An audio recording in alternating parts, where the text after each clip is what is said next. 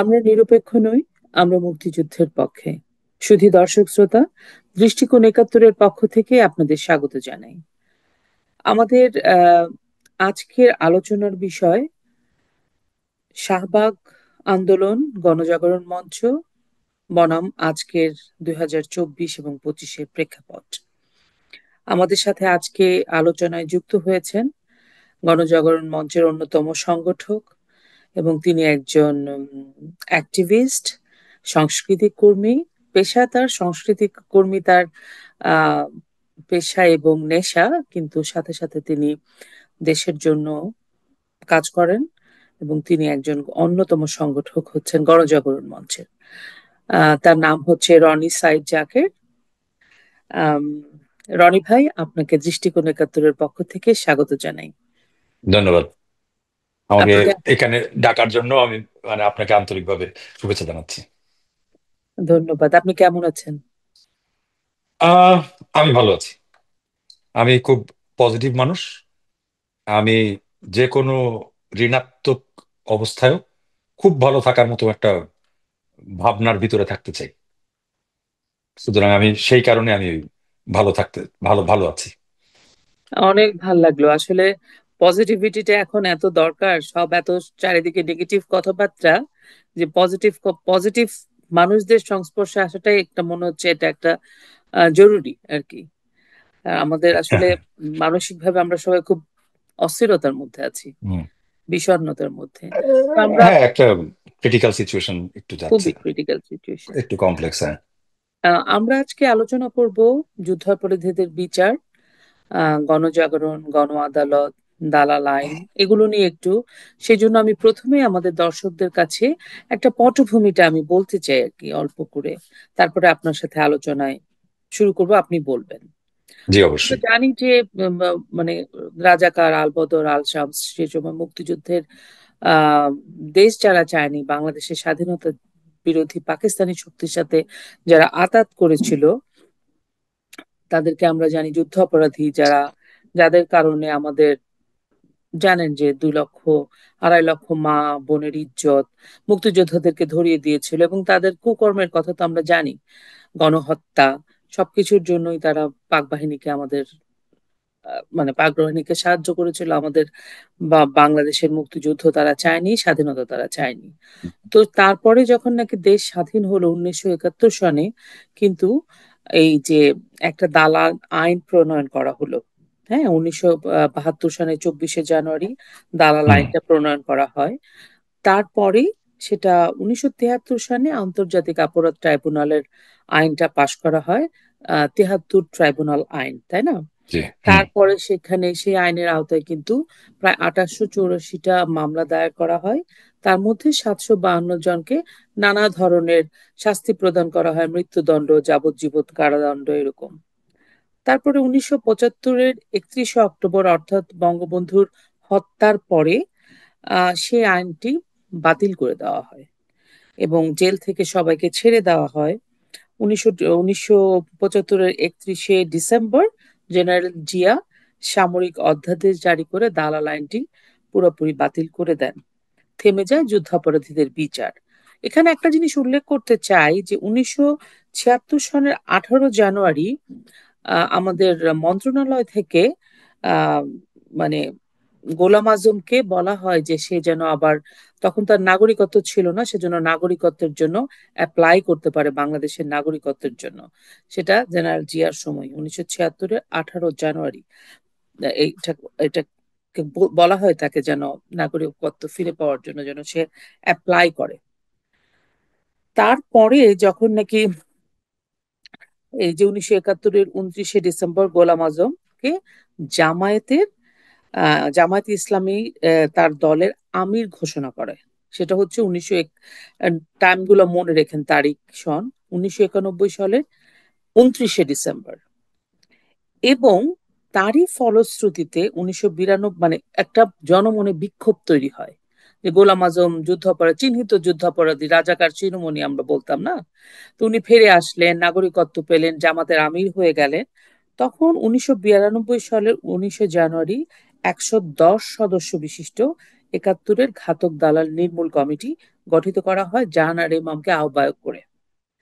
এবং এর পাশাপাশি মুক্তিযুদ্ধের চেতনা বিরোধী প্রতিরোধ মঞ্চ, 14টি ছাত্র সংগঠন, প্রধান প্রধান রাজনৈতিক দল, শ্রমিক, কৃষক, নারী, সাংস্কৃতিক জোট সহ 70টি সংগঠনের সমন্বয়ে পরবর্তীতে 11 ফেব্রুয়ারি 1992 সালে মুক্তিযুদ্ধের চেতনা বাস্তবায়ন ও একাত্তরের ঘাতক দালাল নির্মূল জাতীয় সমন্বয় কমিটি গঠিত হয়। রাইট। সর্বসম্মতিক্রমে জাহানারা ইমামকে আহ্বায়ক করা হয়।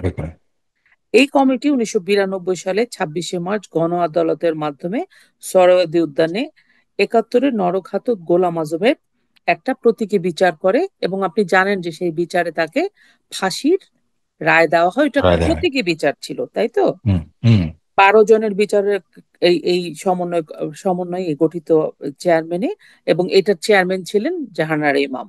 জানেন। এবং গোলাম আজমের 10টি অপরাধ মৃত্যুদণ্ডযোগ্য বলে প্রমাণিত হয়, এবং এই বিচারটা করা হয় তাকে। পরবর্তীতে 1992 সালে 25 মার্চ প্রতীকী বিচারের মাধ্যমে গণ আদালতে গোলাম আজমের ফাঁসির রায় প্রদান করা হয়, এবং সে সময় সরকারকে চাপ দেওয়া হয় যেন এটা আইনি প্রক্রিয়া শুরু করা হয়। কিন্তু খালেদা জিয়া তখন সরকারে ছিলেন, উনি তো সেটা করেনই, বরঞ্চ উনি মানে 24 জন বিশিষ্ট ব্যক্তিত্ব জাহানারা ইমাম সহ সবার নামে রাষ্ট্রদ্রোহী মামলা করেন। এবং পরবর্তীতে যখন নাকি এরপরে লাঠিচার্জ করা হয়, জাহানারা ইমাম অনেক আহ আঘাতপ্রাপ্ত হন, গুরুতর অসুস্থ হন, আমরা জানি তার ক্যান্সার ছিল, এবং উনি মৃত্যু পর্যন্ত উনি মারা যান রাষ্ট্রদ্রোহিতার মামলা মাথায় নিয়ে। হুম। তারপরে দিন গড়িয়ে যায় অনেক, এবং পরবর্তীতে 2008-এর যে নির্বাচনটা হয় শেখ হাসিনার, সেখানে কিন্তু আওয়ামী লীগ বোধহয় ল্যান্ডস্লাইড ভিক্টরি পায়। মনে হয় 300 সিটের মধ্যে 222 বা এরকম কোনো মানে মেজরিটি ভোটে পাশ করে মেজরিটি পায়। তারা কিন্তু আহ, একটা ম্যানিফেস্টো, তার যে নির্বাচনী ইস্তাহার ছিল সেই ইস্তাহারে কিন্তু যুদ্ধাপরাধীদের বিচারটা তারা করবে আওয়ামী লীগ, সেই প্রতিশ্রুতিবদ্ধ ছিলেন তারা। এবং পরবর্তীতে আপনি জানেন, এখন আমরা মূল কথায় যাব, যে গোলাম আজমের কাদের মোল্লার বিচার দিল, আমাদের মন মতো হলো না, তারপরে এই শাহবাগ আন্দোলন হচ্ছে বাংলাদেশের ইতিহাসে একটা, এরকম আন্দোলন পৃথিবীর ইতিহাসে খুব কমই হয়েছে, তাই না? মানে এইরকম লোক জমায়েত বা এরকম স্বতঃস্ফূর্ত এবং ভাবে এত মানে কোনো মানে মানুষের এক হয়ে মুক্তিযুদ্ধের পক্ষের যে এত মানুষ, মেজরিটি, তখন মানুষ ফিল করলো যে না, আসলে মানুষ স্বাধীনতার প্রশ্নে অবিচল ঐক্যবদ্ধ। তো আমরা এই পটভূমিটা এই জন্য বললাম যে বিকজ এখন যা হচ্ছে দেশে, তার সাথে গণজাগরণ মঞ্চ বা শাহবাগ আন্দোলনের প্রয়োজনীয়তা এবং গুরুত্ব এবং সেই সময়ের প্রেক্ষাপটটা আপনি একজন সংগঠক হিসেবে আমাদের কাছে তুলে ধরবেন। আপনার কাছে প্রথম যে প্রশ্ন রনি, সেটা হচ্ছে আপনার দৃষ্টিতে গণজাগরণ মঞ্চ বা শাহবাগ আন্দোলনকে বর্তমানের এই যে 2024-এর জুলাই আগস্ট থেকে এখনকার পর্যন্ত 25-এর মানে আলোকে কিভাবে আপনি দুইটা সময়কে আপনি দেখছেন, আপনার মূল্যায়নটা কি? গণজাগরণ মঞ্চের আপনি যেটা বললেন যে এটা একটা বিশাল আন্দোলন ছিল, আন্দোলনটা বিশালত্ব অথবা অন্যান্য বিষয়ে যদি দৃষ্টি আমরা না রাখি, একটা জায়গায় যদি যাই, সেটা হচ্ছে যে গণজাগরণ মঞ্চ একটা বিষয়বস্তু ভিত্তিক আন্দোলন ছিল। এবং গণজাগরণ মঞ্চের আন্দোলনের যে দফা আমরা নির্ণয় করছিলাম, সেই দফায় আমরা কখনোই সেটাকে রাজনৈতিকভাবে সরকার উৎখাত বা সরকার বদলের কোনো আন্দোলনের দিকে নিয়ে যায়নি। গণজাগরণ মঞ্চের মূল যে ব্যাকগ্রাউন্ডটা, যদি আমরা পিছনের জায়গাটা বলি, সেটা হচ্ছে আপনি যেটা মেনশন করলেন যে ঘাতক দালাল নির্মূল কমিটি, তার পরবর্তীতে ঘাতক দালাল নির্মূল ও জাতীয় সমন্বয় কমিটি, এই যে ব্যাপারগুলো আছে, এইটার ভিতরে আমরা কিছু মানুষ জড়িত ছিলাম। তখন আমরা কলেজে পড়তাম, সেই স্পিরিটটা আমাদের ভিতরে ছিল। আমরা প্রগতিশীল রাজনৈতিক ছাত্র আন্দোলনের সাথেও ছিলাম। সেখান থেকে একটা যোগাযোগ সব সময় ছিল, এবং সেই যোগাযোগের যে জায়গাটা, সেখানে যে স্পিরিটটা দুইটা ভাগে ভাগ করা যায়। একটা হচ্ছে যে মুক্তিযুদ্ধের সেন্টিমেন্ট, দ্বিতীয় হচ্ছে মুক্তিযুদ্ধের স্পিরিট। এই দুটাকেই ওই সময়ের যে মানুষগুলো তারা ধারণ করত। এখন সেটার পরিপ্রেক্ষিতে যখন 2009 সালে আইসিটি হয়, ইন্টারন্যাশনাল ক্রাইম ট্রাইব্যুনাল হয়, সেই ক্রাইম ট্রাইব্যুনালে বিচার শুরুর প্রাককালে প্রথমে বিভিন্ন জায়গা থেকে গ্রেপ্তার করা হয় মূলত যারা যেসব নেতার অধীনে এই ধরনের নৃশংস কাজগুলা সংগঠিত ছিল। এখন সেই নৃশংস কাজগুলা কি, এখানে একটু ব্যাখ্যার প্রয়োজন আছে, আমি একটা একটা করে যাচ্ছি। হ্যাঁ, সেই হ্যাঁ, প্লিজ।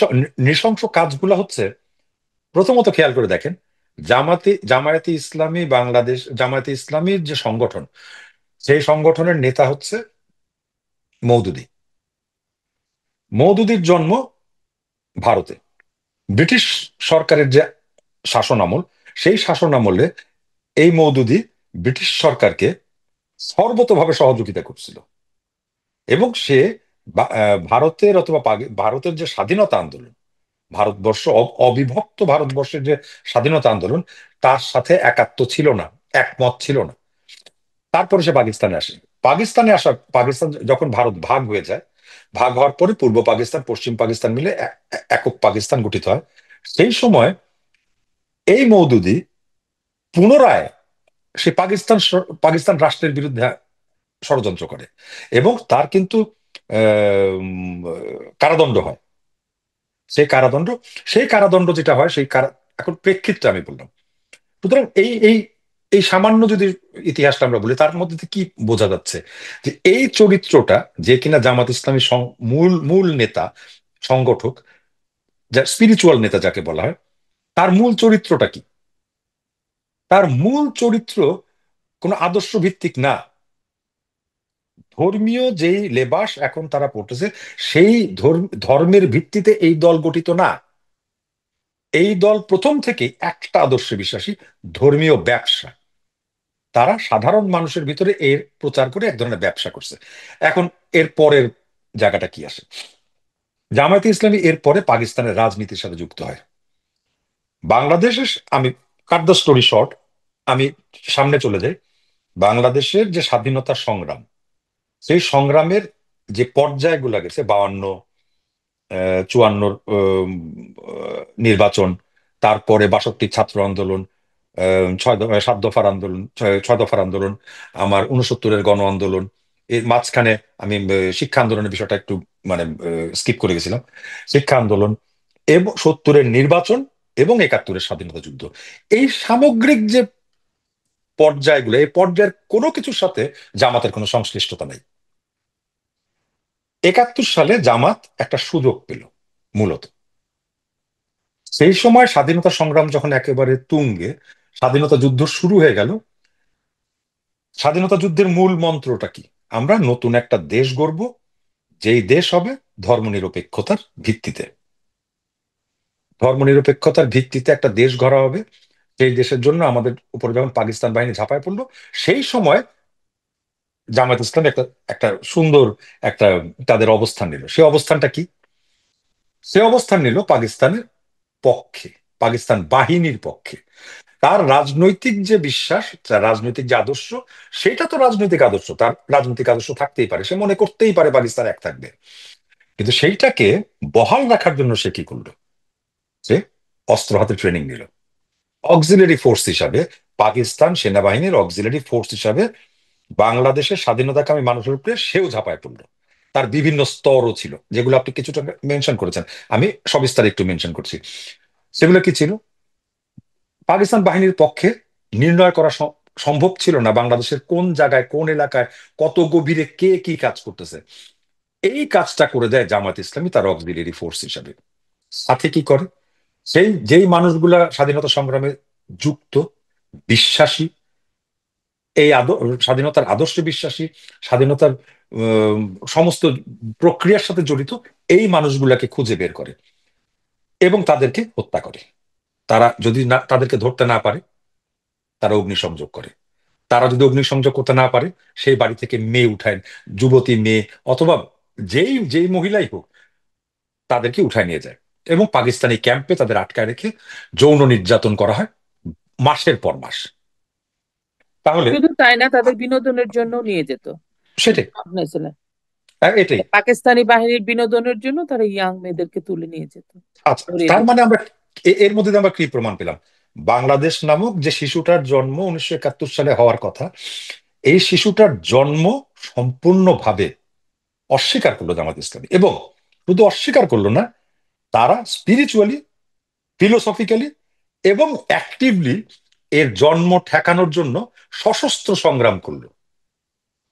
খুব স্বাভাবিকভাবেই বাংলাদেশে সেই রকম সেই রাজনৈতিক সংগঠনের রাজনীতি পরিচালনার কোনো অধিকার থাকার কথা না।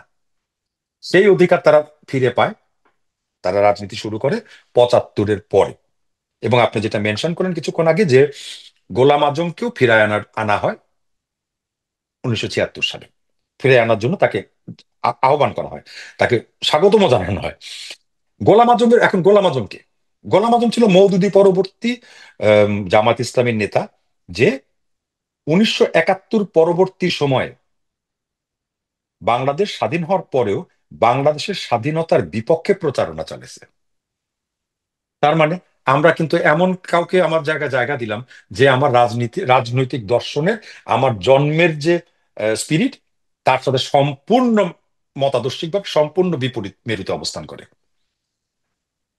খুব স্বাভাবিকভাবে সাধারণ মানুষ, প্রগতিশীল মানুষ, প্রগতিশীল রাজনৈতিক সংগঠন এবং যারা মুক্তিযোদ্ধা আছেন, যারা প্রগতিশীল রাজনীতির সাথে যুক্ত, তারা এই ব্যাপারটা নিয়ে বহুদিন ধরেই তার এই গোলাম আজমকে, গোলাম আজম অথবা আম, যারা অ্যাক্টিভলি জামাতের অক্সিলারি বাহিনীগুলোতে জড়িত ছিল, তাদের বিচার এবং সর্বোচ্চ শাস্তি বিধানের জন্য আন্দোলন করে আসছিল, যেটা রূপ পায় 1992 সালে।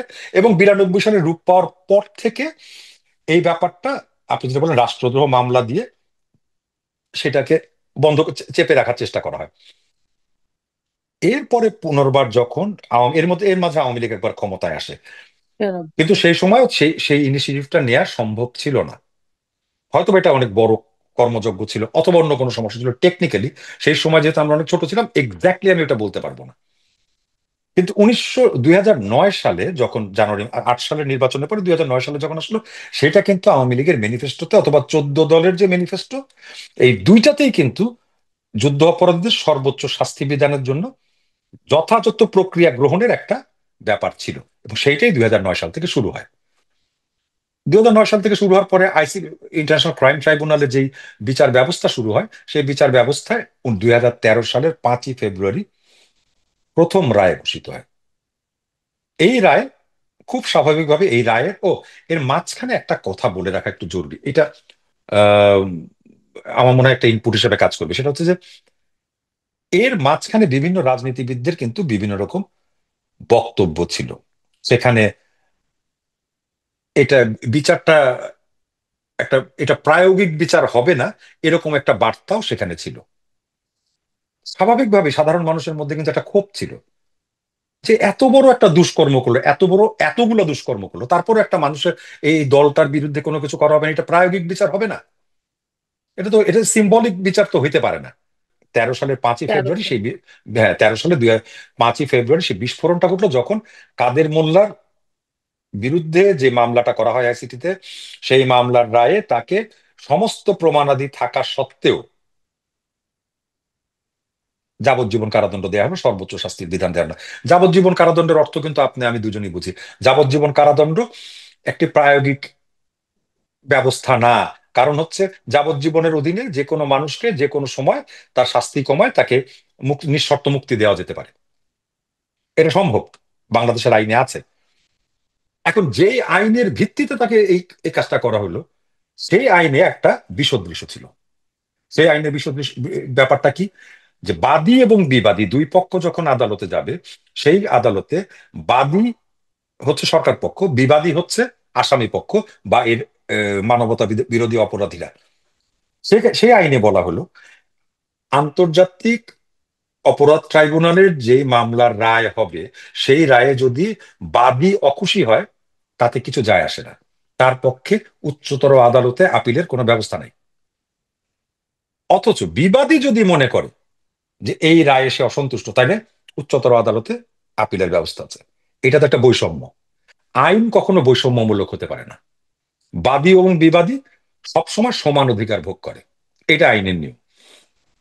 তার এবং এই এই বিষয়টাকে সামনে এনে এই বিষয়টাকে সামনে এনে গণজাগরণ মঞ্চ গঠন করা হয়। তখন এটার নাম গণজাগরণ মঞ্চ ছিল না। মূলত কাদের মোল্লার ফাঁসির রায় বোধহয় দুপুর 12টার দিকে অথবা 12:30টার দিকে হয়। সেই সময় থেকে আমরা বের হয়ে যাই। আমাদের নিজস্ব যোগাযোগগুলো ছিল, এক ধরনের প্রস্তুতি ছিল, একেবারে প্রস্তুতি ছিল না তা, কিন্তু এরকম বিস্ফোরণমূলক যে ব্যবস্থাটা হয়েছে 2013 সালে 5ই ফেব্রুয়ারির পরে, সেইটার সেরকম কোনো প্রস্তুতি আমাদের ছিল না। সেখানে অনলাইন ভিত্তিক যে সংগঠনগুলা, ব্লগাররা, তারা যেমন ছিল, বিভিন্ন প্রগতিশীল ছাত্র কলেজ, সংগঠন, ছাত্র সংগঠনের যারা বিশ্ববিদ্যালয়ের ছাত্র সংগঠনের। যারা হ্যাঁ, ছাত্র হুম। সংগঠনের যারা নেতারা তারা ছিল। তারপরে এই সামাজিক যে বিভিন্ন সংগঠন ছিল, তাদের অধিকর্তারা অথবা নেতৃবৃন্দ সেখানে ছিল। এরা সবাই শাহবাগে জমায়েত হয়, এবং একটা পর্যায়ে এই জমায়েতটা, এখানে একটা ব্যাপার আছে, এখানে মিছিল হয়ে আসে। প্রথমে এটা ছিল যে প্রেস ক্লাবের দিকে যাবে, হুম। পরে প্রেস ক্লাবের দিকে না যে যুদ্ধ অপরাধী মঞ্চ যেটা আছে, ওরা চলে আসে শাহবাগে।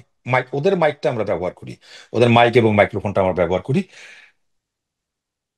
এইখান থেকেই আন্দোলনের সূত্রপাত। এবং প্রথম স্লোগানটা আমার যতটুকু মনে আছে, প্রথম স্লোগানটা লাকির, যখন জয় বাংলা বলে স্লোগানটা দিল, সেই সময় ওই স্লোগানটা ভীষণ রকম ভাবে নাড়া ছিল। লাকির স্লোগানে একটা রিদম ছিল, এটা রিদম ছিল। অস্বীকার করার কিছু নেই। লাকির কিছু নেই। স্লোগানে একটা রিদম ছিল, যে যে হ্যাঁ। রিদমটা গণজাগরণ মঞ্চের জাগরণে ভীষণভাবে সহায়ক ছিল ওই প্রথম ভীষণ মুহূর্ত ছিল। থেকে।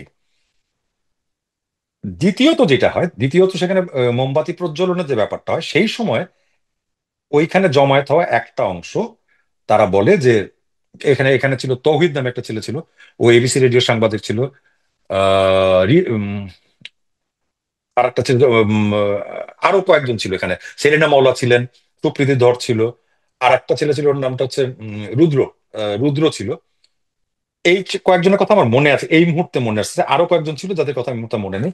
এদের মধ্যে আমি আর রঞ্জন রায় দাঁড়ানো, আমাদের কাছে এসে বললো যে দাদা এইভাবে হবে না, আমাদের রাস্তা দখল করতে হবে। তখন শাহবাগের রাস্তা খোলা, এই রাস্তার উপরে এরা যে বসে পড়লো।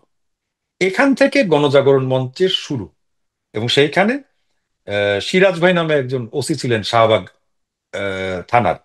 সিরাজ ভাই তখন ওখানে দাঁড়ানো, এবং সিরাজ ভাইকে তখন আমি শুনতেছি উনার ওয়্যারলেসে উনার ডিআইজি চরম গালাগালি করতেছে যে তুমি রাস্তা বন্ধ করতে দিলা কেন। তখন সিরাজ ভাই অবস্থা, এর মধ্যেই ওখানে লোকজন বসে গেছে।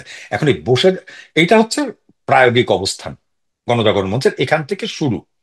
এর বাকি ইতিহাস আপনি এর আগে নিশ্চয়ই অনুষ্ঠান করছেন, অথবা আর মোটামুটি সবাই জানেন। ওইদিকে না, যে প্রাথমিক, পরে যদি সময় হয় আলোচনা করব।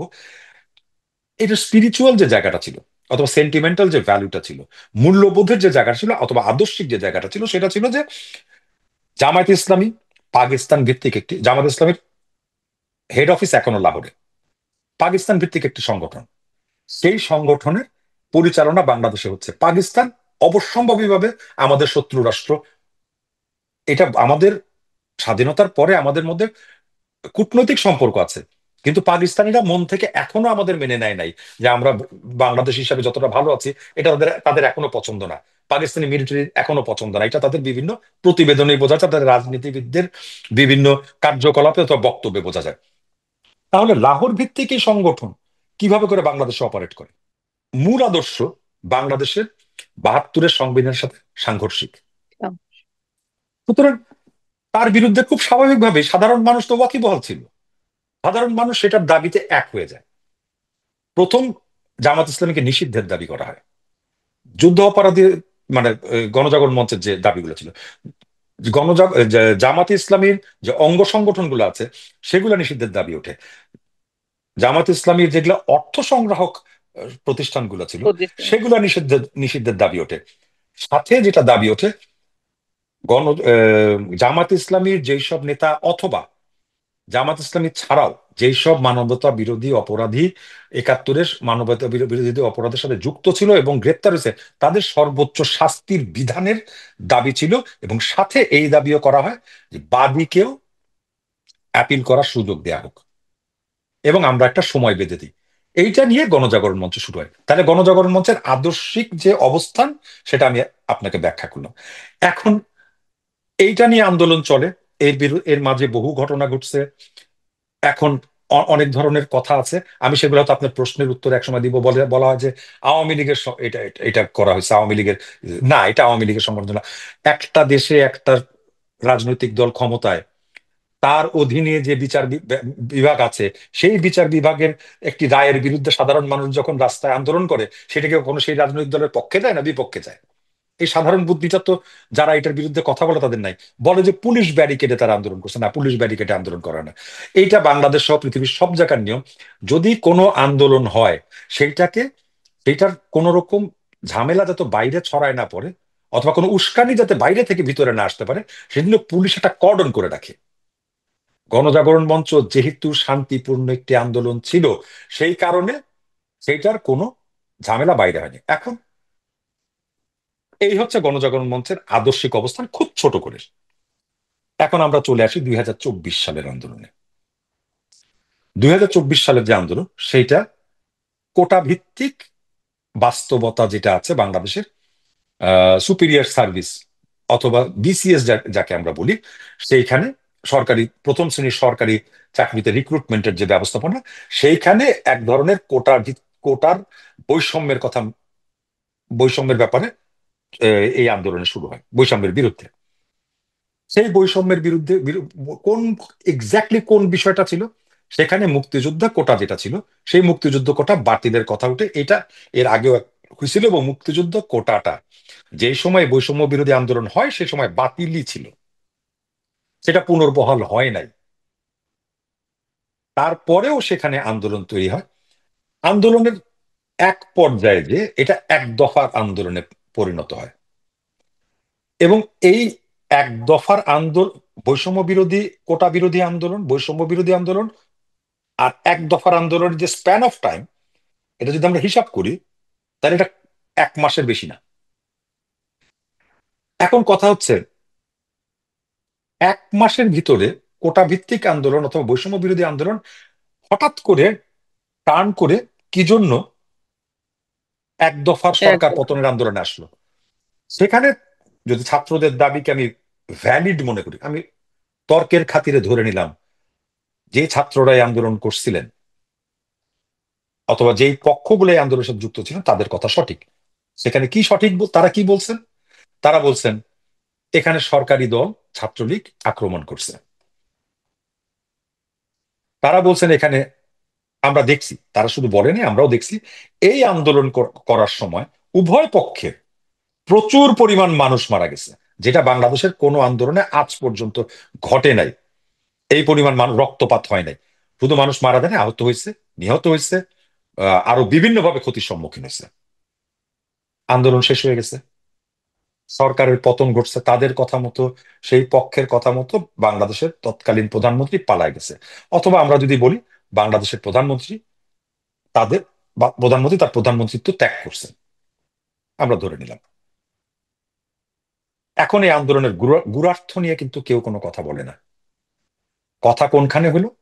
মার্কিন যুক্তরাষ্ট্রে আসার পরে, তৎকালীন সরকার ক্ষমতাচ্যুত হওয়ার পরে, যেই ভদ্রলোক বাংলাদেশ নামক রাষ্ট্রের দায়িত্ব নিলেন, প্রফেসর ইউনূস, উনি ক্লিন্টন ফাউন্ডেশনের একটা সভায় সরাসরি বললেন, মাহফুজ নামে একজন ভদ্রলোককে পরিচয় করা দিলেন,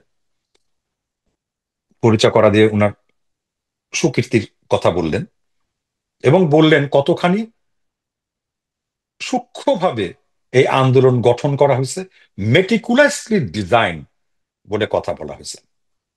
এখন মেটিকুলাসলি ডিজাইন এই কথাটা খুব, আমার কাছে খুব সিগনিফিকেন্ট। সিগনিফিকেন্ট এই কারণে, যদি মেটিকুলাসলি ডিজাইন হয়ে থাকে, তার মানে এই আন্দোলনের ভেতরে যত রক্তপাত হয়েছে, যা যা ঘটনা ঘটছে, এগুলো সবকিছু ডিজাইনের অংশ। কারণ প্রফেসর ইউনূসের মতো একজন শিক্ষিত এবং উচ্চ শিক্ষিত এবং এই পর্যায়ের মানুষ তো এত কাঁচা কথা বলার কথা না। উনি যে কথাটা বলছেন সেটাকে আমি ধরে নিলাম সত্য। তার মানে কি, 2024 সালের জুলাই অগাস্ট মাস পর্যন্ত যে আন্দোলনটা হয়েছে, সেই আন্দোলনের যা যা অনিষ্ট হয়েছে, হত্যা, খুন, রক্তপাত, আহত, নিহত, গাড়ি পোড়ানো, ট্রেন পোড়ানো, বিটিভিতে আগুন দেওয়া থেকে শুরু করে বাসে আগুন দেওয়া, সাধারণ মানুষের মৃত্যু, সমস্ত কিছু তার মানে মেটিকুলাসলি ডিজাইনের ভিতরে। এটা সপক্ষে আমি আমার যুক্তি দিচ্ছি। এখন আমরা তারপরে কি দেখলাম? মেটিকুলাসলি ডিজাইন, আন্দোলনের আওতার রং যখন ফ্যাকাশে হওয়া শুরু করলো, তখন আমাদের ওই, আমরা তো গ্রাম দেশের মানুষ, আমাদের এখানে আমরা তাসাভুসাই ছিলাম কয়েক জেনারেশন আগে, নতুন করে ভদ্রলোক হয়েছি তো। আগে আমরা জানতাম যে পা ফাটে শীতকালে, তো এই মেয়েরা যখন আলতা দিয়ে রাখে, আলতার দাগ যখন চলে যায় তখন এই ফাটা দাগটা বেরোয় আসে। ঠিক সেরকম করে আলতা যখন উম, আলতার দাগটা যখন সরে গেল, তখন এই ফাটা দাগগুলো বেরোয় আসলো। এটাকে বলে যে ওই বন্যার পানি নেমে যাওয়ার পরে ময়লাটা ভেসে ওঠে। ময়লাটা কিভাবে ভাসলো? আস্তে আস্তে ছাত্রলীগের যারা নামধারী নেতা ছিল, তাদেরকে আমরা দেখলাম শিবির, এই ওই জামাত ইসলামী ছাত্র সংগঠন, তাদেরকে নিজেদের কর্মী বলে দাবি করতেছে। পার্ট ওয়ান, মেটিকুলাসলি ডিজাইন্ড এর। পার্ট টু, এই যে যত হত্যা হলো, এই সমস্ত কিছু পরে যে সরকার গঠন হলো, সেই গঠনের সময়টায় যখন প্রথম ডাকা হলো, এই সেনাবাহিনী প্রধান যখন প্রথম নাম ডাকলেন, কার নাম ডাকলেন? এটা বাংলাদেশ জামায়াতে ইসলামী। তারপরে ডাকলেন হেফাজতে ইসলাম। সেখানে অন্য কাউকে, কিন্তু অন্য যে দলগুলোকে ডাকা হলো তাদেরকে, তাদের যদিও বিএনপি সেই সময় এদের থেকে অনেক বড় দল, 2% ভোটার নিয়ে জামাত ইসলামীর নাম যদি সর্বাগ্রে আসে, তাহলে 32% ভোট নিয়ে বিএনপির নাম কি সর্বাগ্রে আসার কথা না? কিন্তু বিএনপির নামটা অলংকার হিসাবে ব্যবহার হলো। বিশ্লেষণে আসেন আপনি, সরাসরি বিশ্লেষণে। সেখানে ডিসিশন হলো, প্রাথমিক পর্যায়ে যেসব নামগুলো আসলো, যেই মন্ত্রণালয়গুলো এবং বিভিন্ন জায়গাগুলোর নামগুলো আসলো, তার মধ্যে একটা হচ্ছে গুরুত্বপূর্ণ মন্ত্রণালয়, হচ্ছে মন্ত্রণালয় বিভাগ, হচ্ছে বিচার বিভাগ। বিচার বিভাগের অধীনে আইসিটি মন্ত্রণালয়ের দায়িত্বপ্রাপ্ত হলেন জামাতের সেই ভদ্রলোক অথবা ছোট লোক, যে মানবতা বিরোধী অপরাধের সময় জামাত ইসলামীর যারা নেতাকর্মী ছিল তাদের পক্ষে আইনজীবী ছিলেন। নাম্বার টু, মেটিকুলাসলি ডিজাইনের সেকেন্ড প্রুফ। নাম্বার থ্রি, জামায়াতে ইসলামীর প্রভাব যে কত এখানে, জামায়াত ইসলামী অথবা ইসলামীকরণের প্রভাব, জামাত ইসলামী বলেন, হেফাজত ইসলামী বলেন, অথবা অন্যান্য তেহরিকে, এখন যেটা নতুন তৈরি হয়েছে, কি হিজবুত আর একটা, Tahrir. Hizbut Tahrir, Hizbut Tahrir, এদের একটা গোষ্ঠীবদ্ধ প্রভাব সমাজের উপরে পড়তে দেখা গেল, রাষ্ট্রের সব পর্যায়ে পড়তে দেখা গেল। সেগুলা কি? আপনি কিছুদিন আগে দেখছেন দুইটা মেয়ে একটা সিগারেটের দোকানে গেছে, সে সিগারেট কিনছে, সিগারেট খাইছে। সে কি কাপড় আমি পরা ছিল? একটু থামাচ্ছি, আমি ওই প্রসঙ্গে যাব আপনার সাথে। আমি আপনাকে জানতে চাইছি যে দুইটা স্পিরিট আমি কেন আসতেছি, আপনি, হ্যাঁ। ওইটাই আমি আসতেছি। এই যে তাকে কি করা হলো, তাকে মারধর করা হলো, মারধর করে তাকে ওখান থেকে বের করে দেওয়া হলো। আমাদের সামাজিক যে মূল্যবোধ আছে সেই মূল্যবোধ অনুযায়ী একটা মেয়ে, এখানে সিগারেট সবাই খায়, ধূমপান অনেকেই করে, এখন সেটা সামনে না পিছে করবে এটা তো রাষ্ট্র ঠিক করে দিবে না। সামাজিক যে মূল্যবোধ আছে, সেই মূল্যবোধের একটা নির্দিষ্ট সীমা আছে। সেই মূল্যবোধ কখনোই আরেকজন মানুষকে সশরীরে প্ররোচিত হইতে দিতে পারে না। তার মানে কি?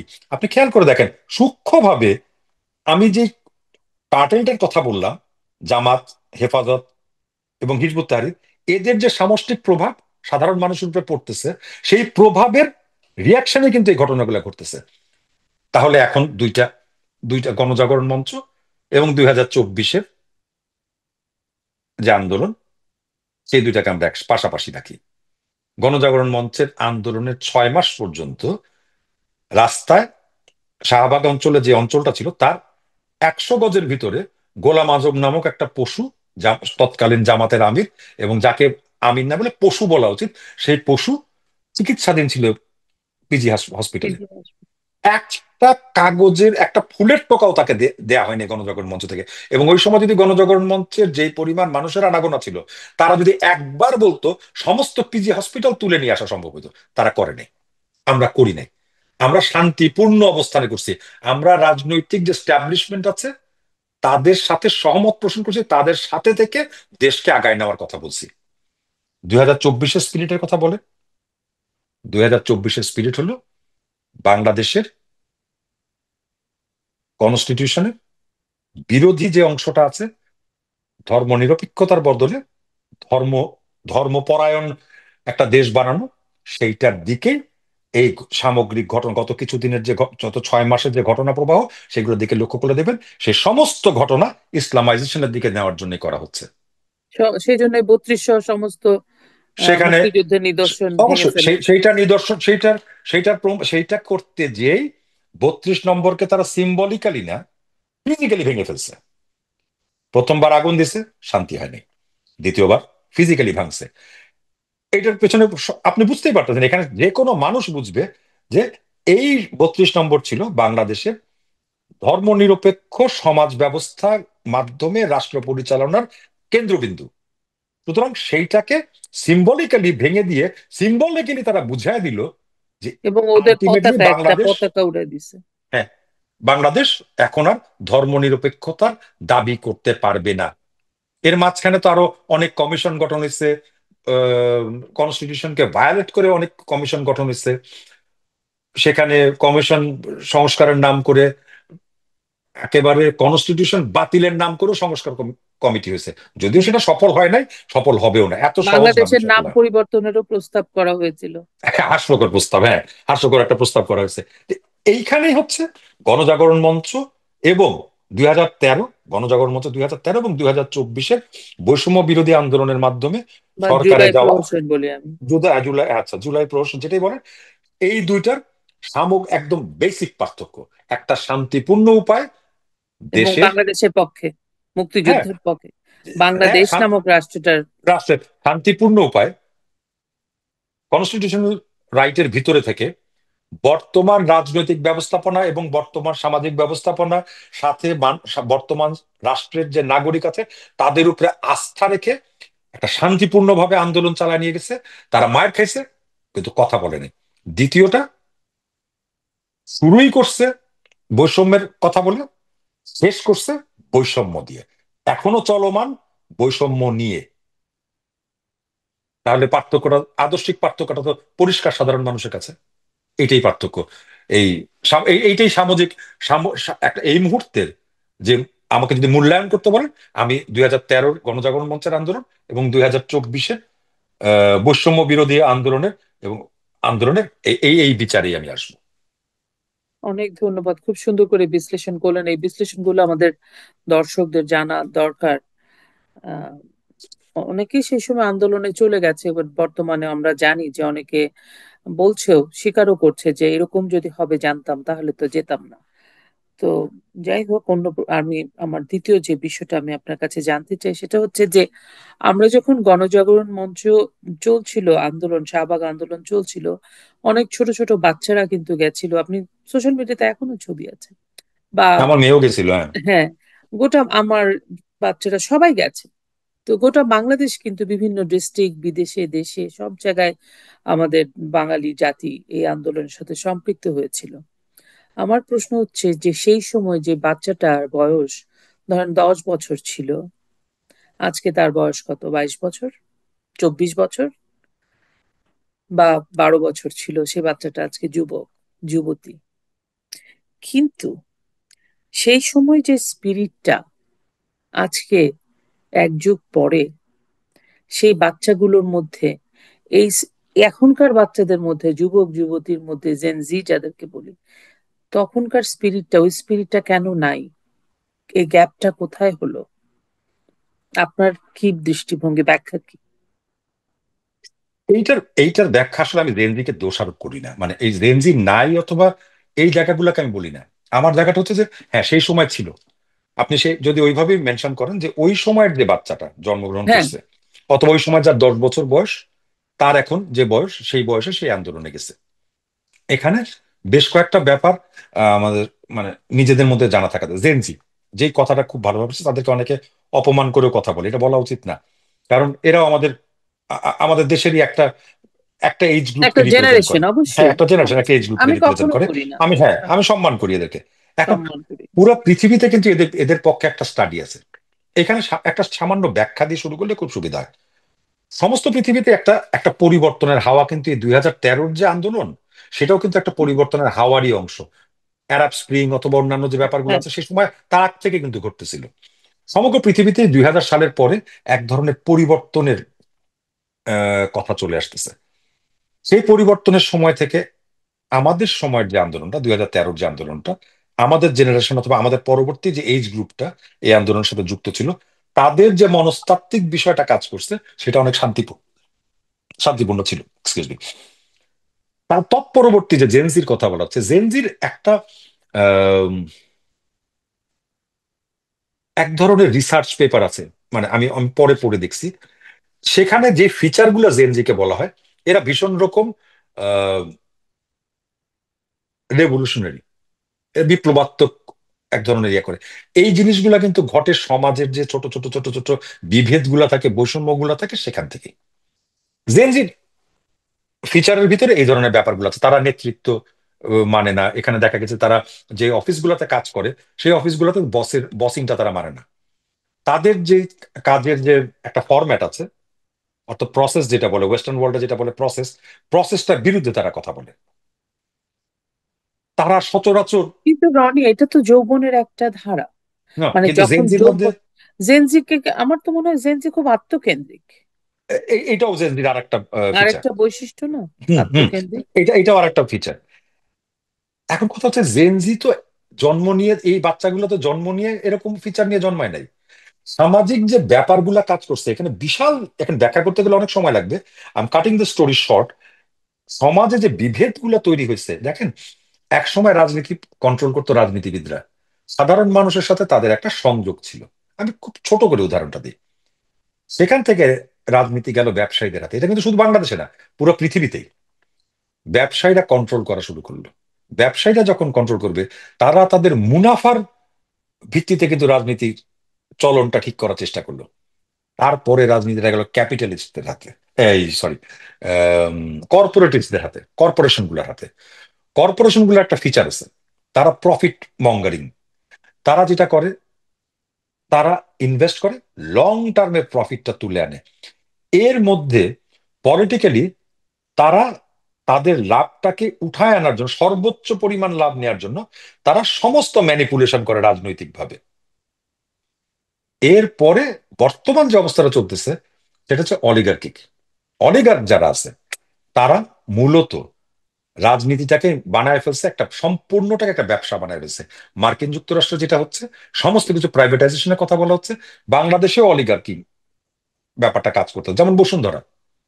বসুন্ধরাকে আপনি অলিগার্কের বাইরে তো কিছু বলতে পারবেন, এটা কর্পোরেট না, this is not a corporate house.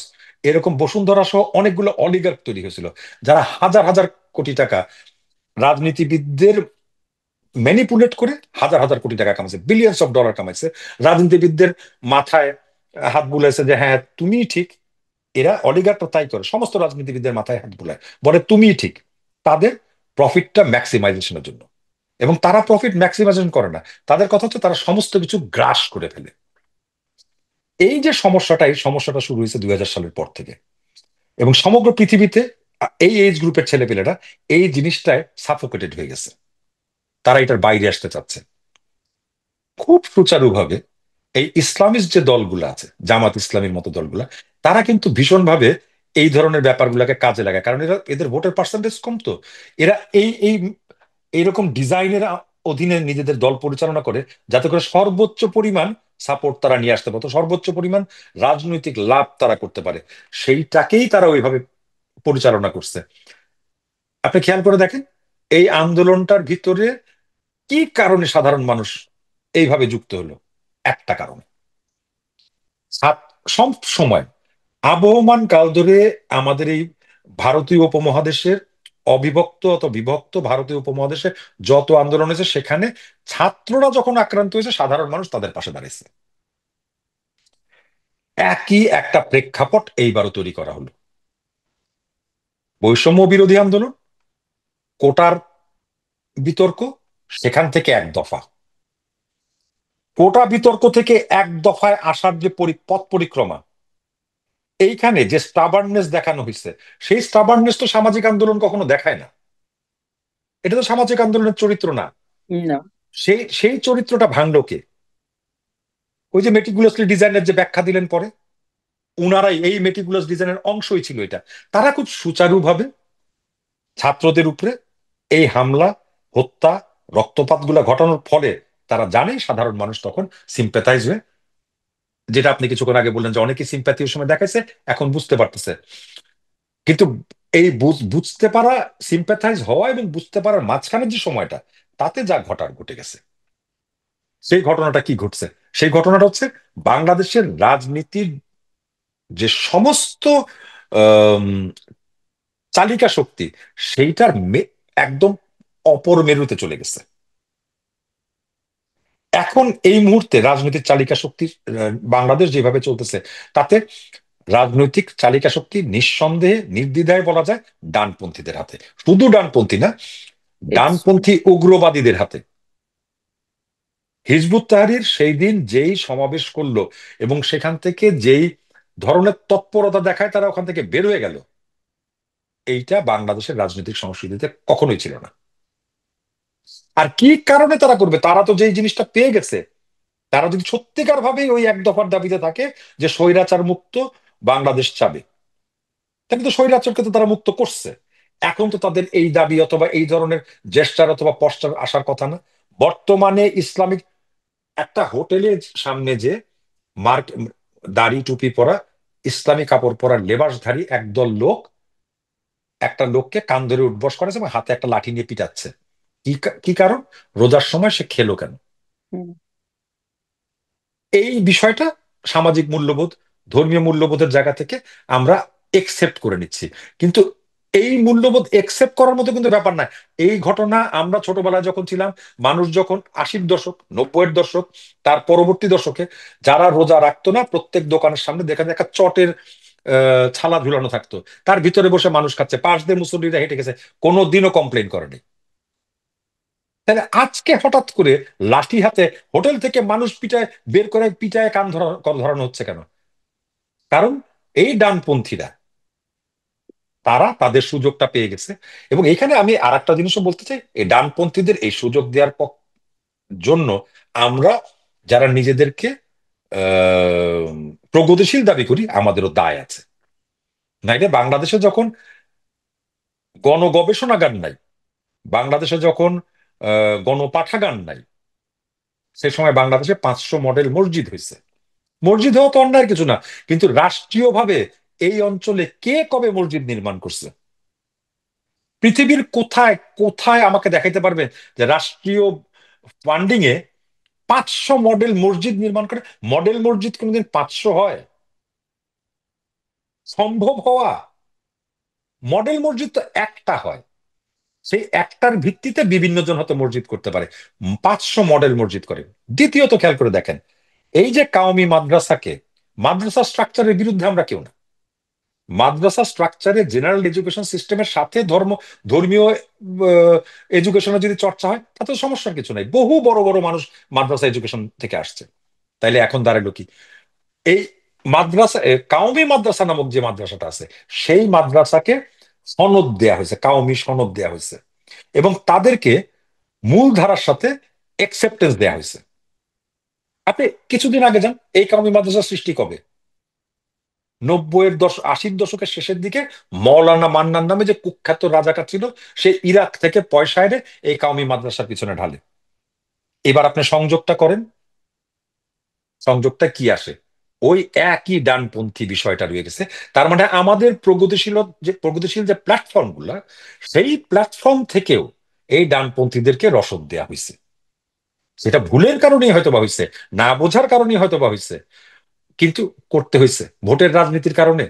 ভোটের এখন কি কারণে, কোন বিশেষ কারণে সেটা আমরা জানি না, কিন্তু ডানপন্থীদের ক্ষমতায়ন কিন্তু আমরাই করছি। আজকে ডানপন্থীরা 6 মাসে, এবং আমার যেটা ধারণা, 6 মাসে যদি বাংলাদেশ এই পর্যায়ে যেতে পারে, তারা যেটা দাবি করতেছে সংস্কার না হওয়া পর্যন্ত নির্বাচন দিবে না, সেই পর্যন্ত যেতে গেলে বাংলাদেশ শাসন ব্যবস্থাপনা কোন পর্যায়ে যে দাঁড়াবে, একটা চরম ডানপন্থী শাসন ব্যবস্থাপনায় পর্যবসিত হবে। এটা আমার ধারণা। আহ, হ্যাঁ, মানে আপনার কথাতে আমার প্রশ্নটা তো ছিল আজকের জেনজি বা এই তরুণ সমাজের এরকম কেন। আমার আমার কাছে যেটা আমি বুঝলাম যে আসলে আহ ম্যানিপুলেশন। ম্যানিপুলেশন, এবং আমাদের যেহেতু আর্থসামাজিক অবস্থা ভালো না, এবং এটা যে ফান্ডিং করা হয়েছে এটা তো আমরা এখন জানতেও পারছি, তো এই মানুষগুলোকে, এই বাচ্চাগুলোকে আসলে ব্যবহার করা হয়েছে, তাদেরকে এখানে কনভার্ট করা হয়েছে। এটার হ্যাঁ, জন্য সবার দায় আছে। তো এই এই আমি সেটাই বললাম যে এই যে ইসলামাইজেশনের ব্যাপারটা, উগ্র ইসলাম, ইসলাম তো স্পিরিচুয়াল। আমাদের এখানে যে ধর্ম নাজিল হয়েছিল, ধর্মটা যে আসছিল সেটা তো স্পিরিচুয়াল ধর্ম ছিল। আমরা তো ওহাবি ইসলামের পক্ষে আমরা না।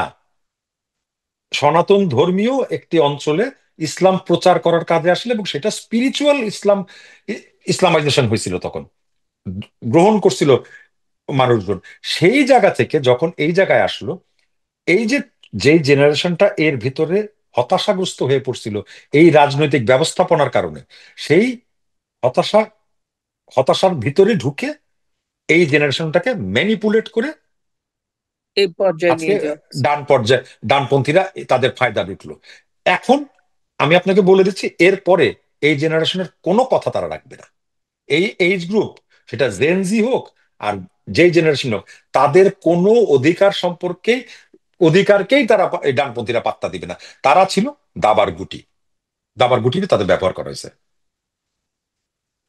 ধন্যবাদ রনি। আমি আমার আমার ধারণা আমাদের দর্শকরা অ্যাটলিস্ট কিছু একটা ধারণা পেলো।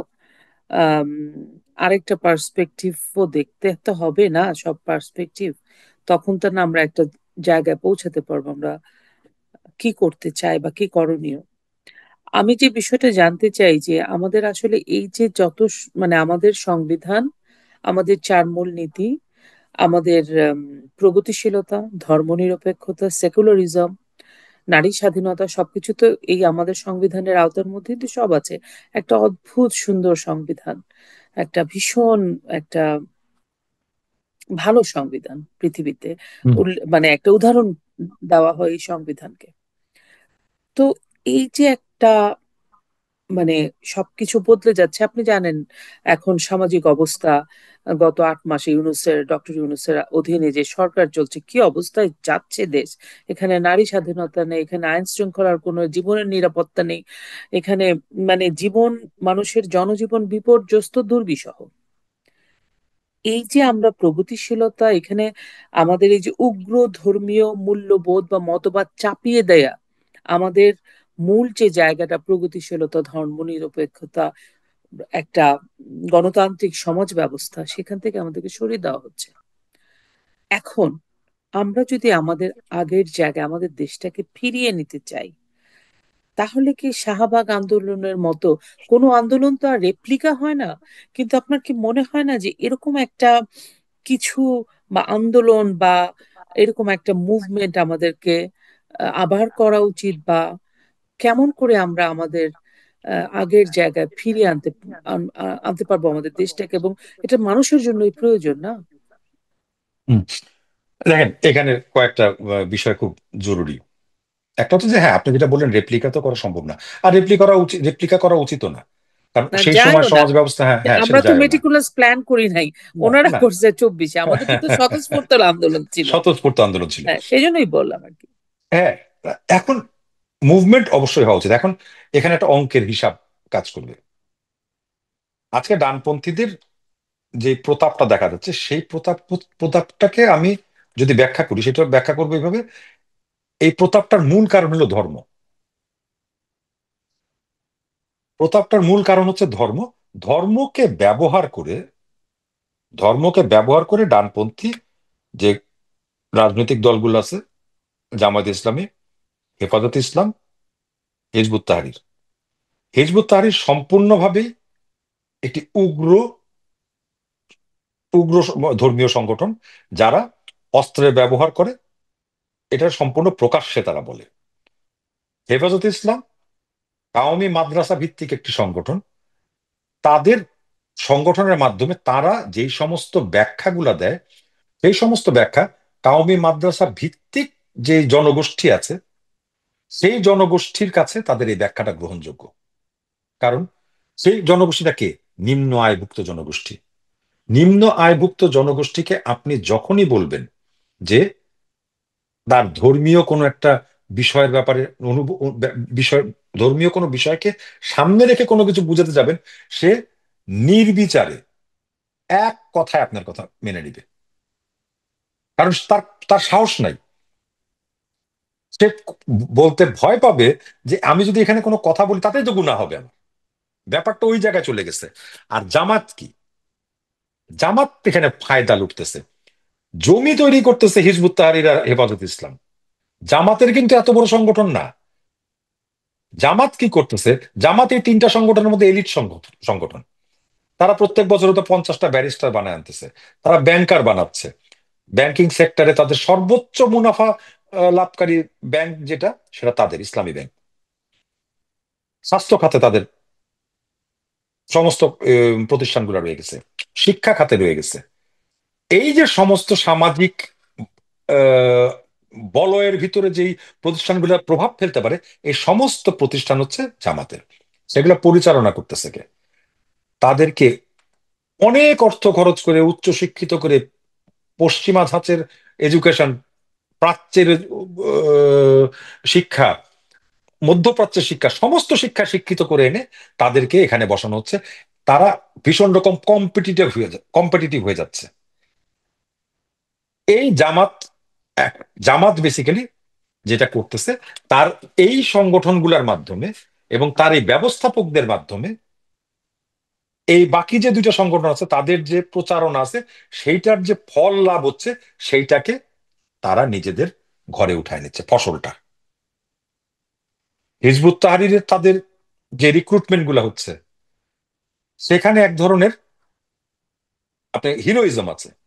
আপনি যদি এখন, এটা খুব স্বাভাবিক, খুব ছোট ছোট কিছু জিনিস, আপনি একটা কলেজের ছাত্রকে যখন আপনি হিরোইক কোনো কর্মকাণ্ডের জন্য প্রলুব্ধ করবেন, সে কিন্তু খুব তাড়াতাড়ি প্রলুব্ধ হবে। তাহলে হিজবুত তাহরীর রাতে যারা মিছিল করে, অথবা তাদের এজ গ্রুপটা খেয়াল করে দেখেন, তাদের কারো এজ গ্রুপ কিন্তু বিশ্ববিদ্যালয়ের পরবর্তী না। কারণ ওই হিরোইজমের ধারণাটা বিশ্ববিদ্যালয়ের পরে কিন্তু থাকে না। একটা সার্টেন টাইমের পরে, একটা সার্টেন এইজের পরে আর ওই হিরোইক চিন্তাটা থাকে না।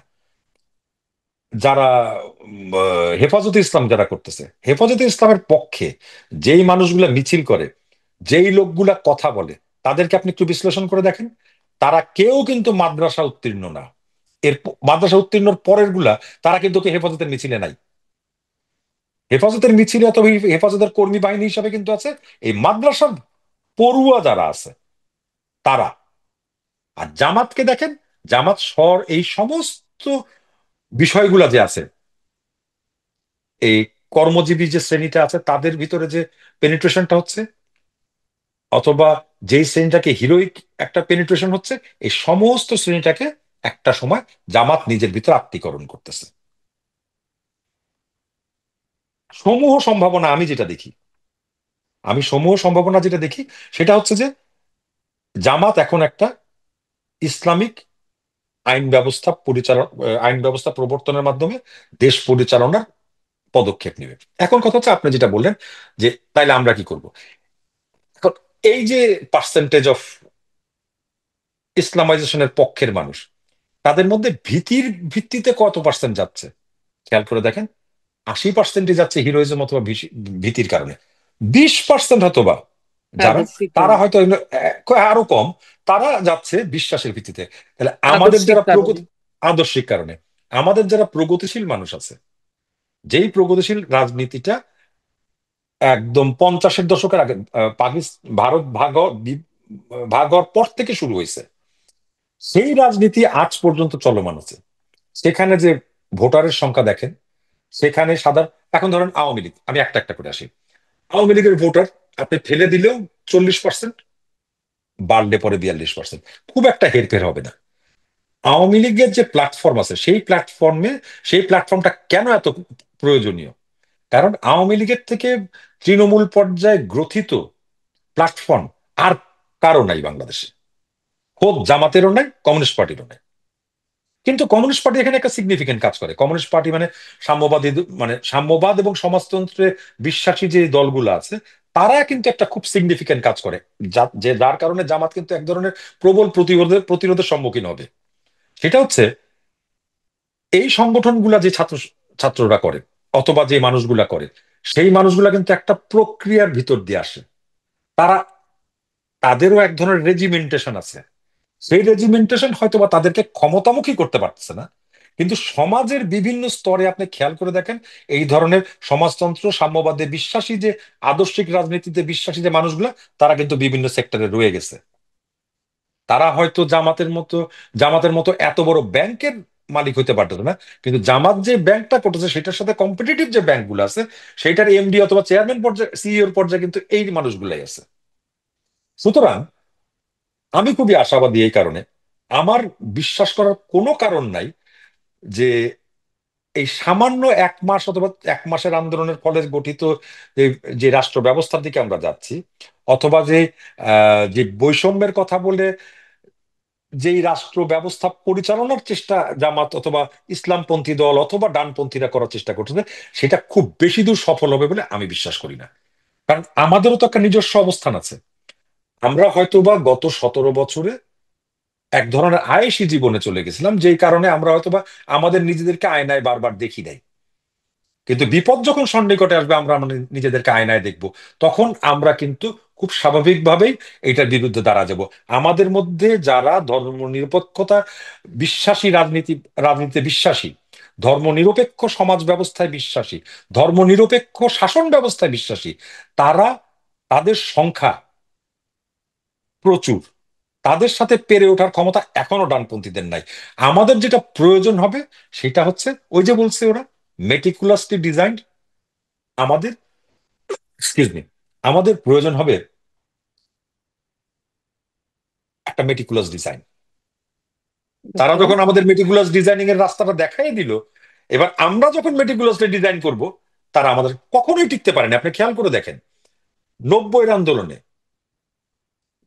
96-এর আন্দোলনে, 92-এর যে আন্দোলন, তার আগে 86-র যে আন্দোলন, 2001-এ জামাত যে পরিমাণ জোর নিয়ে বিএনপির সাথে জোট করে আসলো, তারপরের যে অবস্থান, কোথায় জামাতের অবস্থান, তাদের ভোট কত পার্সেন্ট বাড়ছে, সাধারণ মানুষের মধ্যে তাদের গ্রহণযোগ্যতা কতখানি গেছে, এই বিষয়গুলো যদি সামান্য বিশ্লেষণ করেন, তাদের পক্ষে সম্ভব না। তারা যেটা করেছে, তাদের কম একটা প্রপার ওয়ার প্ল্যান আছে। তারা এইটাকে যুদ্ধ হিসাবে নিছে। গুটি কয় মানুষ এমন ভাবে নিজেদেরকে উপস্থাপন করে, অথবা এমন এমন জায়গায় উপস্থাপিত হয়, যাতে করে মনে হয় এদের বলয়টা বিশাল। বিষয়টা কিন্তু তা না। যেমন অ্যাডমিনিস্ট্রেশনে, জামাত আজকে কেন এত শক্তিশালী, অথবা ডানপন্থীরা কেন এত শক্তিশালী মনে হচ্ছে, দেখে মনে হচ্ছে এত শক্তিশালী, আসলে কিন্তু না। কারণ খুব প্ল্যান ওয়াইজ জামাত নির্বাহী বিভাগে, বিচার বিভাগে, মিলিটারিতে, পুলিশে, আইন শৃঙ্খলা রক্ষাকারী বাহিনীতে, অথবা আরো নিম্ন পর্যায়ে যে আনসার ভিডিপি, গ্রাম প্রতিরক্ষা বাহিনী যেগুলো, সেগুলাতে তাদের নিজস্ব কিছু মানুষকে ইনপুট করে দিচ্ছে, যারা চালিকা শক্তির চালিকা শক্তি হিসেবে কাজ করতেছে সেখানে। সেই কারণে জিনিসটা মনে হচ্ছে যে তারা আপাতত তারা মনে করতেছে তারা জিতে গেছে। রাজনীতিতে জেতা হারার অনেক বড় একটা প্রেক্ষাপট প্রয়োজন হয়। এত সহজে রাজনীতিতে জিতে জিতে আসা যায় না। আমাদের এখন যেটা প্রয়োজন, তারা ঠিক আছে, তারা এখন ডানপন্থীরা তাদের তাদের কর্মতৎপরতা, তাদের যে আদর্শিক জায়গা আছে, সেখান থেকে তারা তাদের ডিজাইন করছে। আমাদের এই মুহূর্তে যেটা প্রয়োজন, আমাদের সম্মিলিতভাবে এখন আগানো প্রয়োজন। আমাদের যে প্ল্যাটফর্ম গুলো আছে, এই প্ল্যাটফর্ম গুলাকে যথাযথ নেতৃত্বের মাধ্যমে আগায় নিতে হবে। এবং আমাদের যে পরিবর্তিত যে পরিস্থিতি, ধরেন 2000 সালের আগে যে পরিস্থিতি ছিল, যেই কারণে বর্তমান প্রজন্ম, এই যে জেনজি অথবা এরপরে যে জেনারেশন আলফা আলফা। বলছে, আমাদেরকে আমাদেরকে দায়িত্ব নিয়ে কাজ করতে হবে। জেনারেশন জি অথবা জেনারেশন আলফার যে মনস্তাত্ত্বিক বিষয়টা আছে, সেই মনস্তত্ত্বের ভিতরে আমাদের থাকতে হবে। তাদেরকে অনেক বেশি ইনক্লুসিভ করতে হবে আমাদের যেই আদর্শিক জায়গা আছে তার সাথে। সেই ক্ষেত্রে সম্ভব আমরা আবার আগায় যাব।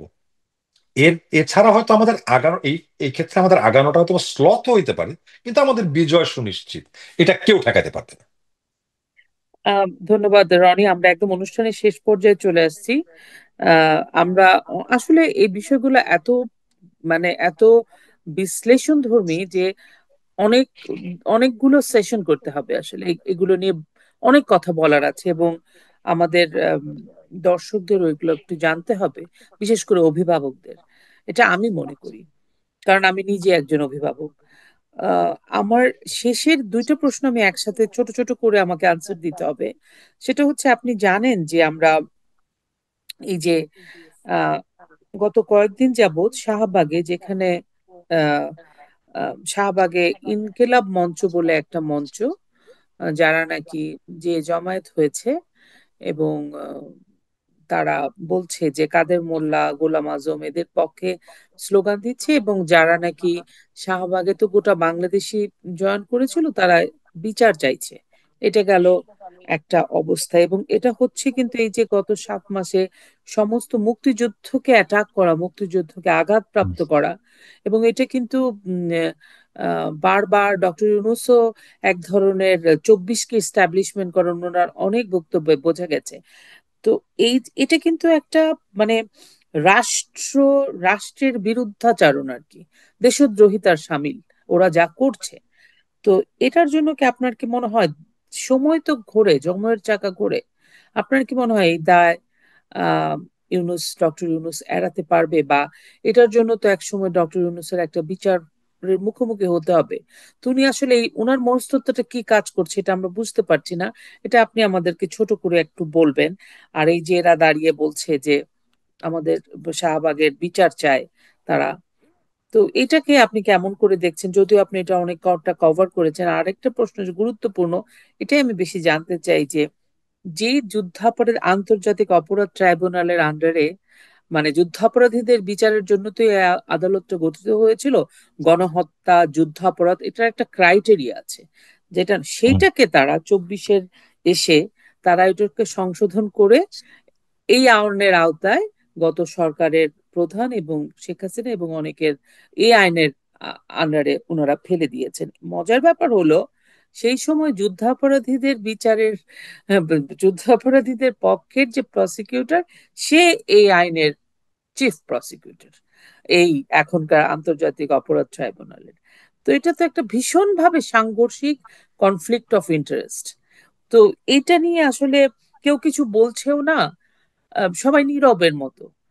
মানে আসলে হচ্ছেটা কি এটার আপনি খুব ছোট করে আমি ব্যাখ্যা জানতে চাই, আপনি কি বলবেন? আচ্ছা, আমি দুইটা এইটার জিনিস, এইটা এই যে দাঁড়াচ্ছে এইটার ওরা চোখ শাহবাগে। হুম। আমি শেষের দিক থেকে শুরু করি। এই যে আইসিটি, ইন্টারন্যাশনাল ক্রাইম ট্রাইব্যুনালে যে তারা আইন পরিবর্তন করতেছে, আইন পরিবর্তন কিভাবে করবে? আইন তো পরিবর্তন করতে পারে না। বাংলাদেশের যেই শাসন ব্যবস্থা, যে জি। কনস্টিটিউশন আছে, সেখানে আইন আইন আইনসভা আছে একটা, বাংলাদেশের পার্লামেন্ট, জাতীয় জাতীয় সংসদ। জাতীয় সংসদ যে আইন পাশ করছে তার ভিত্তিতে আইসিটি তৈরি করা হয়েছে। এখন জি। তারা যদি এই আইসিটির আইনের কোনো পরিমার্জন করে, সেইটার যদি কোনো সহায়তা তারা সুপ্রিম কোর্ট থেকে নেয়ও, সুপ্রিম কোর্ট তা কখনো আইন পরিবর্তন করতে পারে না, সে অবজারভেশন দিতে পারে। সুতরাং আইন যদি তারা পরিবর্তন করে, সেই পরিবর্তন গ্রহণযোগ্য হবে না। আজকে একটা টাইম লিমিট দেই। আজকে আজকে না হয় এটা হচ্ছে যে মার্চ মাস 2025-এ, 2025-এর ডিসেম্বর অথবা 2026-এর মার্চে তারা ইলেকশন করবে। এই যে আইন পরিবর্তন করে তারপরে আইনের আওতায় এনে বিচার করবে, এই এফিসিয়েন্সি বাংলাদেশের নির্বাহী বিভাগ অথবা জুডিশিয়ারির নাই। যদি থাকতো তাহলে অনেক কিছুই অনেক তাড়াতাড়ি হতো। বাংলাদেশের জুডিশিয়ারিতে একটা মামলা নিষ্পত্তি হতে মানবতা বিরোধী যেই লোকগুলা ইয়ে ছিল, তাদের মামলা নিষ্পত্তি হতে কত বছর লাগছে। আর আইন পরিবর্তন করে তারা মামলা করে দিবে। এইটা যেটা করবে সেটা হচ্ছে একটা প্রহসনের বিচার ব্যবস্থা তারা করতে পারবে। হ্যাঁ। কিন্তু পরবর্তী যে সরকার আসবে, নির্বাচিত সরকার আসবে, সেই সরকারের আইনসভা সেটাকে কলমের এক খোঁচায় নিষিদ্ধ করে দিবে। দ্বিতীয়টা, আপনি বলছেন যে, আমি আপনার প্রথম প্রশ্ন, যে ইনকিলাব মঞ্চ যেটা করছে, আমি আপনাকে যেটা কিছুক্ষণ আগে বললাম, দেখেন, গণজাগরণ মঞ্চ একটা আদর্শ ভিত্তিক আন্দোলনের মঞ্চ। গণজাগরণ মঞ্চ যে আন্দোলন করছে তার কয়েকটা দিক ছিল। প্রথম দিক হচ্ছে, গণজাগরণ মঞ্চের ফরম্যাটটা কি ছিল? গণজাগরণ মঞ্চের ফরম্যাট ছিল, ছাত্র নেতারা বিভিন্ন গণ প্রগতিশীল রাজনৈতিক দলের যে ছাত্র সংগঠন, তাদের নেতারা সাথে গণজাগরণ মঞ্চের কয়েকজন সংগঠক মিলে ডিসিশন নেওয়া হইতো। সেই ডিসিশন কিন্তু পাঠ করতেন ইমরানের সরকার, যিনি কিনা আহ হ্যাঁ উনি, মুখপাত্র ছিল। হ্যাঁ উনি মুখপাত্র হিসেবে ছিলেন, সেটা পাঠ করতেন উনি। এবং সেই ডিসিশন মেকিং এও ইমরানের সরকার ছিল। তৃতীয়ত যেটা সবচাইতে সিগনিফিকেন্ট, যেটা কেউ কখনো উল্লেখ করে না, সেটা হচ্ছে গণজাগরণ মঞ্চের কোনো ভৌত কাঠামো কখনোই ছিল না। গণজাগরণ মঞ্চ রাস্তায় বসে ওই মার্চ এপ্রিলের প্রখর রোদের মধ্যে, মানে পিচ গলা গরমে রাস্তায় বসে আন্দোলন করছে। সেই আন্দোলনের একটা প্রেক্ষাপটও আছে। সেই আন্দোলনের প্রেক্ষাপটটা হচ্ছে গণজাগরণ মঞ্চে যেই সব কর্মসূচি নেওয়া হয়েছে অথবা যেই সব বিষয়ে ডিক্লারেশন দেওয়া হয়েছে, তার 90 থেকে 99 ভাগ হচ্ছে সাধারণ মানুষের সাজেশন থেকে নেওয়া। আপনার একটা স্লোগানের কথা মনে আছে, তুমি কে আমি কে বাঙালি বাঙালি। এই স্লোগানটা যখন দেওয়া হচ্ছিল, আদিবাসী দুইজন ভাই বোন এসে আমাদেরকে বলল, তখন মাসুম আর আমি, আমরা দুইজন, ছাত্র ইউনিয়নের প্রেসিডেন্ট ছিল একসময় আসাদুজ্জামান মাসুম, সে আর মাসুম। আমি, হ্যাঁ, আমরা দুইজন ওখানে দাঁড়ানো। তখন সে এসে বলল, তারা দুজন এসে বলল, আপনারা যে এই কথাটা বলতেছেন, তুমি কে আমি কে বাঙালি বাঙালি, আমরা তো বাঙালি না, আমরা তো আদিবাসী। তখন আমরা স্লোগান পরিবর্তন করে তখন নতুন স্লোগান দিই, তুমি কে আমি কে আদিবাসী বাঙালি।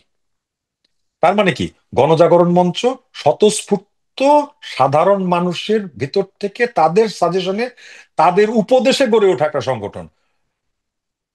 এখন ইনকিলাব মঞ্চ বলেন, আর এটা রস্বই দিয়ে লেখা ইনকিলাব মঞ্চ বলেন, আর দীর্ঘইকার দিয়ে লেখা ইনকিলাব মঞ্চ বলেন, তারা তো, তাদের তো একটা ভীতি রয়ে গেছে শাহবাগ নিয়ে।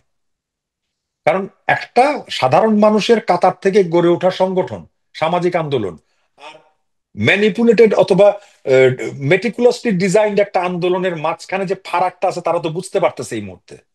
সেই ফারাকটাই তারা ভয় পেয়ে এটা করতেছে। আমি এটাকে কোনো খুব একটা গুরুত্বপূর্ণ কিছু মনে করিনি, এটা টিকবেই না। এইটা নিয়ে আমার কোনো, বিশ্বাস করেন আমার এটা নিয়ে একেবারেই কোনো মাথা ব্যথা নেই। আমি যতখানি মাথা ব্যথা আমার আছে ইসলামাইজেশন নিয়ে অথবা ডানপন্থীদের বিজয় নিয়ে, সেইটাই একমাত্র আমার একটু মাথা ব্যথা আছে। এর বাইরে এই ধরনের ইনকিলাব মঞ্চ অথবা ওই ওই ধরনের মঞ্চ টঞ্চ, এগুলা এদের ব্যাপারে আমি আমি কোনোভাবে আশাবাদী না, এগুলো টিকবেই না। তৃতীয়ত আপনার যে প্রশ্নটা করছেন, মাঝখানের যে প্রশ্নটা, সেটা হচ্ছে যে এই যে ডক্টর ইউনূসের, মানে এই যে বর্তমান যে পরিস্থিতি, এটার ভবিষ্যৎ কি, ডক্টর ইউনূস এটা নিয়ে যাচ্ছে কোন দিকে নিয়ে যাচ্ছে, আপনি এই জায়গাটা কি মেনশন করছিলেন? হ্যাঁ। আচ্ছা, আমি একটু আমি একটু র ফর্মে আপনাকে একটা উদাহরণ দিই। আমি জানি না দর্শকরা কতখানি নেবেন এটা, কিন্তু এটা খুব একটা খারাপ ভাষা আমি ব্যবহার করব না। কোরবানির আগে, এই যে 6 মাস 8 মাস 1 বছর আগে থেকে বিভিন্ন বাসাবাড়ি অথবা বিভিন্ন ফার্মে কোরবানির যে পশু হয়, তাদেরকে হৃষ্টপুষ্ট করা হয়, তাদেরকে খাওয়ানো হয়, তাদেরকে আদর যত্ন করা হয়, রাখা হয়, কোরবানির সময় হাটে নিয়ে বিক্রি করে দেয়। ডক্টর মোহাম্মদ ইউনুস আদৌ কি জানেন উনি কোন হাটে বিক্রি হচ্ছেন? উনার যারা চালক, সেই কোরবানি ঈদের সময় উনাকে হাটে উঠায় যে, তারা যে হাত ধুয়ে চলে আসবে না, খুব বেশি হলে একটু মায়া কান্না কাঁদবে। পলিটিক্যাল স্ট্যাবলিশমেন্ট ইজ সামথিং পুরো পৃথিবীতে যেটা সহজে বদলানো যায় না। কংগ্রেস, ভারতে দেখেন কংগ্রেস পার্টি, কংগ্রেস সেখানে সিট পায় নাই, কোনো কিছু পায় নাই। বিজেপি আজকে কত বছর ধরে শাসন করতেছে, কংগ্রেসকে শেষ করে দিতে পারছে? একটা স্ট্যাবলিশমেন্টের ব্যাপার আছে। হ্যাঁ, এই স্ট্যাবলিশমেন্টের বিরুদ্ধেও অনেক কথা আছে, কিন্তু আপনি যখন সত্যিকার ডিজাইন নিয়ে স্ট্যাবলিশমেন্টের এগেনস্টে যাবেন, একটা স্ট্যাবলিশমেন্ট এত সোজা কিছু না। আপনি হঠাৎ করে আসলেন, হঠাৎ করে সমস্ত কিছু শেষ করে দিলেন। আপনাকে দুইটা তিনটা পয়েন্ট আমি বলি। প্রফেসর ইউনুস আজকে যে ব্যবস্থাপনা গ্রহণ করছেন, সেই ব্যবস্থাপনার কোন কোন একটা পয়েন্ট আপনি আমাকে বলেন, যেই পয়েন্টে বর্তমানে দেশের 18 কোটি মানুষের মধ্যে 5 কোটি মানুষ খুশি আছে। বাদ দেন 5 কোটি, 3 কোটি মানুষ খুশি আছে, নাই। এরকম কোন ব্যবস্থাপনা গত 6 মাসে 8 মাসে ডক্টর ইউনূস নিতে পারেননি, কিন্তু উনার পক্ষে কিন্তু সম্ভব ছিল। উনি যে ইমেজটা নিয়ে আসছিলেন, সেই ইমেজে কিন্তু উনার সম্ভব ছিল। তাহলে উনি পারলেন না কেন? উনি কারণ একজন ওনার দক্ষ, ডিজাইনে নাই মনে হয় এটা। উনি একজন দক্ষ ব্যবস্থাপক, ইসলামাইজেশনের ডিজাইনের। উনি একজন দক্ষ ব্যবস্থাপক। উনার মতো মার্কেটিং এর মানুষ, উনি যখন বক্তব্য দেন ওনার মার্কেটিং স্ট্র্যাটেজি নিয়ে, ফিলিপ কটলার যে মার্কেটিং এর জনক বলা হয়, সেও এত ভালো বলতে পারেনি বোধহয়। কিন্তু আজকে ডক্টর ইউনূসের একটা কার্যক্রম আপনি বাংলাদেশে কেউ দেখাতে পারবে না যেই কার্যক্রমের কারণে তার জনপ্রিয়তা বৃদ্ধি পাইছে, যেই কার্যক্রমের কারণে সাধারণ মানুষের মধ্যে স্বস্তি ফিরে আসছে, যেই কার্যক্রমের কারণে সাধারণ মানুষ আকৃষ্ট হচ্ছে উনার উনার উনার উনার প্রতি নতুন করে। কিন্তু উনি তো ভীষণ রকম পারঙ্গম মানুষ, সেই কারণে তো উনাকে প্যারিস অলিম্পিক থেকে ধরে নিয়ে আসা হয়েছে। উনি যদি জানতেন উনি কি করতেছেন, তাইলে উনার ইমেজটা কাজে লাগতো। আমার আমার এটা বদ্ধমূল ধারণা, উনি নিজেও জানেন না উনাকে সমগ্র ঘটনা কোথা দিয়ে ঘটতেছে। উনার বিভিন্ন ভাষণগুলো আপনি অথবা ইন্টারভিউগুলো আপনি বিশ্লেষণ করেন, উনি যে ভাষায় যে শব্দ প্রয়োগ করতেছেন, যেই কথাগুলো বলতেছেন, ওই ইন্টারভিউর পরে দেখেন ওই জিনিসগুলো ফেল করতেছে। একটা স্ট্যাবলিশমেন্ট যে প্রফেসর ইউনূসকে নিয়ে আসছে, এটা আমার বিশ্লেষণ, যে স্ট্যাবলিশমেন্ট প্রফেসর ইউনূসকে নিয়ে আসছেন এখানে, সেই স্ট্যাবলিশমেন্ট প্রফেসর ইউনূসকে নিয়ে আসছেন তাদের ব্যক্তিগত স্বার্থে অথবা দলীয় স্বার্থে। যখন স্বার্থ শেষ হয়ে যাবে, রাজনীতিতে স্বার্থ শেষ হয়ে গেলে তাকে আর কেউ রাখে না। প্রফেসর ইউনূসের ভবিষ্যৎ অন্ধকার বাংলাদেশের রাজনীতিতে। রনি, আপনার সাথে কথা বলে অনেক ভাল লাগলো। আমি আরো কথা শুনতে পারলে ভালো হতো, কিন্তু আমাদের অনেক লম্বা সময় হয়ে গেছে। আমরা ঠিক আছে। আবারও যেখান থেকে শেষ করলাম, আমরা নিশ্চয়ই আরেকটা সেশন আপনার সাথে বসবো, আরো অন্য এই বিষয়গুলো নিয়ে আরেকটু বিস্তৃত ভাবে আলোচনা করব। আমাদের দর্শকরা তো শুনতে পারলে ওনারা খুশি হবেন। এবং সবচাইতে বড় কথা আসলে আমাদের আহ জানতে হবে, আমাদের সবার পার্সপেক্টিভটা বুঝতে হবে। আমরা এক একজন এক এক ভাবে ভাবছি, সেই কম্বাইন্ড কালেকটিভ ভাবনা থেকেই আমাদের হ্যাঁ, একটা সমাধানের পথ হয়তো ফিরে আসবে। আপনি আমাদেরকে দৃষ্টিকোণ একাত্তরকে সময় দিয়েছেন, আপনাকে কৃতজ্ঞতা জানাই। ভালো থাকবেন, আবারও কথা হবে। আমিও ধন্যবাদ জানাচ্ছি আমাকে এখানে ডাকার জন্য। আপনারাও ভালো থাকবেন, কথা হবে আবার। শুধু দর্শক শ্রোতা, আশা করি আপনাদের আমাদের আজকের কথা ভালো লেগেছে, আমাদের অতিথির কথা। আপনারা সবাই ভালো থাকবেন, নিরাপদে থাকবেন, আপনার পরিবার পরিজন, বিশেষ করে আপনার কন্যা শিশুর দিকে খেয়াল রাখবেন, এবং আপনার প্রতিবেশীর দিকেও একটু খেয়াল রাখবেন। চলুন দেশটাকে ভালোবাসি, দেশের মানুষের জন্য কিছু করার চেষ্টা করি, আমাদের সন্তানদেরকে দেশকে ভালোবাসতে শেখাই, জানতে শেখাই, চিনতে শেখাই। আপনারা সবাই ভালো থাকবেন। জয় বাংলা, জয় বঙ্গবন্ধু।